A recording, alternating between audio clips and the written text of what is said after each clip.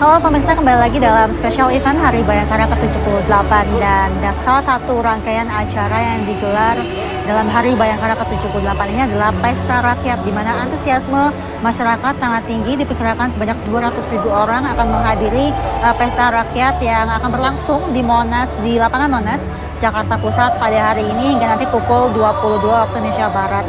Dan nantinya Pesta Rakyat juga akan mengundang sejumlah musisi Indonesia. Dan untuk mengetahui bagaimana antisipasi dan penanganan kepadatan lalu lintas di kawasan Monas, kita telah bergabung bersama reporter Poli TV Jelang Baskara. Langsung dari kawasan Monas. Terima kasih Mentari. Betul sekali, saat ini Kepolisian Negara Republik Indonesia sedang melaksanakan Hari Bayangkara ke-78.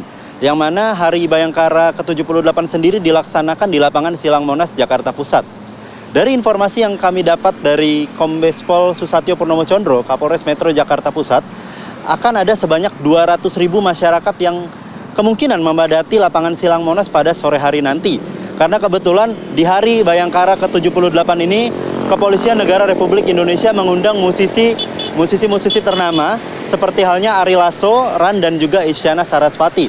Dan tentunya dengan jumlah 200.000 masyarakat yang akan memadati lapangan Silang Monas ini akan berdampak sangat signifikan terhadap kondisi arus lalu lintas yang ada di Monas dan sekitar Monas.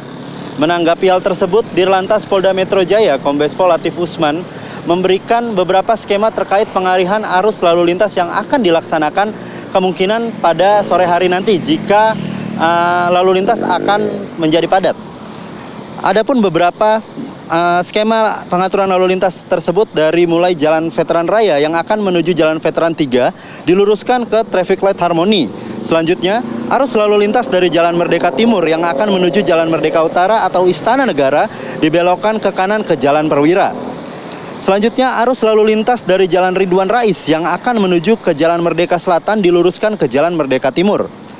Dan arus lalu lintas dari Jalan MH Tamrin yang akan menuju Bundaran Patung Kuda dibelokkan ke kiri atau ke kanan ke Jalan Kebon Sirih. Kelima, arus lalu lintas dari Jalan Abdul Muiz yang akan belok ke kiri ke Jalan Budi Kemuliaan diluruskan ke Jalan Fakhrudin.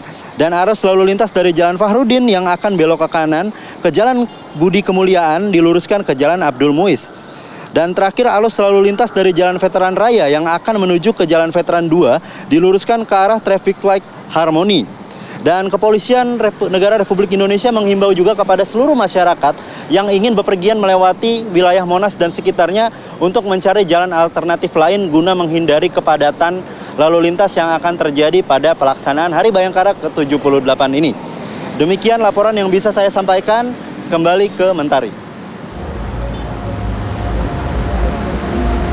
Terima kasih Jelang Baskara untuk laporan Anda. Selamat bertugas kembali dan sehat selalu. Dan pemirsa, sudah 78 tahun Polri bertransformasi dalam memelihara keamanan, menegakkan hukum dan melayani masyarakat Indonesia telah berdiri pada 1 Juli 1946. Polri sudah ada sejak zaman Kerajaan Majapahit kala itu. Menelisik kilas balik berdirinya Polri dalam perayaan Hari Bayangkara pada hari ini, berikut tayangan selengkapnya.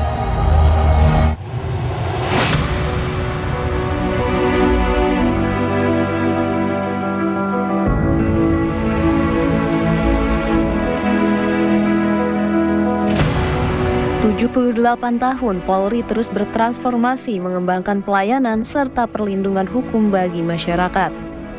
Menelisik perjalanan institusi Polri yang berawal dari masa Kerajaan Nusantara, Kepolisian Republik Indonesia terbentuk pada masa Kerajaan Majapahit. Saat itu Patih Gajah Mada membentuk satu pasukan pengamanan yang bertugas mengawal raja dan melindungi kerajaan yang disebut dengan Pasukan Bayangkara.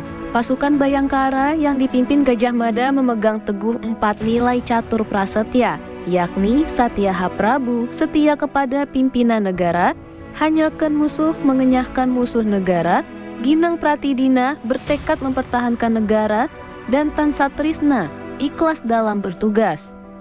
Keempat nilai tersebut hingga saat ini masih menjadi pedoman Kepolisian Republik Negara Indonesia. Pada zaman kolonial Belanda, pembentukan pasukan keamanan diawali dengan pembentukan pasukan-pasukan jaga yang diambil dari orang-orang pribumi untuk menjaga aset dan kekayaan orang-orang Eropa, Hindia Belanda pada kala itu. tahun 1867, sejumlah warga Eropa di Semarang merekrut 78 orang pribumi untuk menjaga keamanan mereka. Kala itu, wewenang operasional kepolisian ada pada residens yang dibantu asisten residen dan pertanggungjawaban pada Jaksa Agung. Pada masa Hindia Belanda, dibentuklah lembaga kepolisian dengan berbagai divisi seperti polisi lapangan, polisi kota, polisi pertanian, polisi pamung praja, dan lainnya. Pada tahun 1897 hingga 1920, modernisasi kepolisian Hindia Belanda mulai dilakukan adalah awal terbentuknya kepolisian saat ini. Zaman pendudukan Jepang, kepolisian Indonesia dibagi menjadi 4 wilayah, yakni kepolisian Jawa dan Madura yang berpusat di Jakarta, kepolisian Sumatera yang berpusat di Bukit Tinggi, kepolisian wilayah Indonesia Timur yang berpusat di Makassar, dan kepolisian Kalimantan di Banjarmasin. Tiap-tiap kantor polisi di daerah meskipun dikepalai oleh seorang pejabat kepolisian bangsa Indonesia, namun selalu didampingi oleh pejabat Jepang yang disebut Shidokan, yang dalam praktek lebih berkuasa dari kepala polisi. Memasuki tahun 1945 hingga 1950, tidak lama setelah Jepang menyerah tanpa syarat pada sekutu, pemerintah militer Jepang membubarkan PETA dan Gyugun, sedangkan polisi tetap bertugas pada kala itu. Setelah Indonesia memproklamirkan kemerdekaannya, secara resmi kepolisian menjadi Kepolisian Indonesia. Pada tanggal 19 Agustus 1945, dibentuklah Badan Kepolisian Negara. 2 hari setelah terbentuknya Badan Kepolisian Negara, pada tanggal 21 Agustus 1945, Komandan Polisi di Surabaya, Inspektur Kelas 1, Letnan 1 Polisi Muhammad Yasir memproklamasikan Pasukan Polisi Republik Indonesia. Kemudian 29 September 1945, Presiden Soekarno melantik Raden Said Sukanto Djokroediatmedjo menjadi Kepala Kepolisian Negara Republik Indonesia pertama. Kemudian pada 1 Juli 1946, dengan penetapan pemerintah tahun 1946 nomor 11, sampai dengan jawatan kepolisian negara yang bertanggung jawab langsung kepada pimpinan tertinggi negara, yakni Presiden tanggal 1 Juli. Inilah yang setiap tahun diperingati sebagai Hari Bayangkara. Saat pembentukan kepolisian negara tahun 1946, jumlah anggota kepolisian Republik Indonesia mencapai lebih dari 30.000 personil. Kemudian 1 Juli 1969 dengan Kepres nomor 52 tahun 1969, sebutan Panglima Angkatan Kepolisian diganti kembali sesuai Undang-Undang nomor 13 tahun 1961 menjadi Kepala Kepolisian Negara Republik Indonesia. Pada masa itu, Korps Bayangkara dipimpin oleh Jenderal Polisi Hogeng Imam Santoso yang dikenal sebagai sosok sederhana dan anti korupsi. 1 April 1999 dikeluarkan Instruksi Presiden Nomor 2 Tahun 1999 tentang langkah-langkah kebijakan dalam rangka pemisahan Polri dari ABRI. Berdasarkan pada ketentuan tersebut, maka pada tanggal 18 Agustus tahun 2000, MPR mengeluarkan TAP MPR Nomor 6/MPR/2000 tentang pemisahan Polri dan TNI sesuai dengan peran dan fungsi dari masing-masing kelembagaan yang terpisah.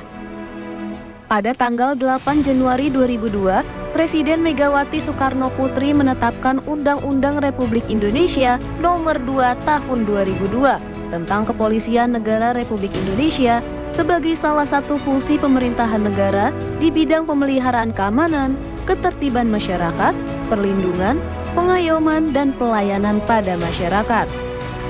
Di tengah perkembangan teknologi, tantangan Polri semakin meningkat dan kompleks. Polri terus bertransformasi untuk siap menghadapi perubahan. Pada tanggal 27 Januari 2021, Presiden Joko Widodo melantik Jenderal Polisi Listio Sigit Prabowo sebagai Kepala Kepolisian Negara Republik Indonesia. Jenderal Polisi Listio Sigit Prabowo resmi menjabat sebagai Kapolri ke-25. Mengusung Polri presisi melalui 16 program prioritas dan 4 roadmap transformasi. Polri presisi berkomitmen menghadirkan pelayanan Polri yang humanis dan mengedepankan restoratif justice dengan menjunjung asas kemanusiaan.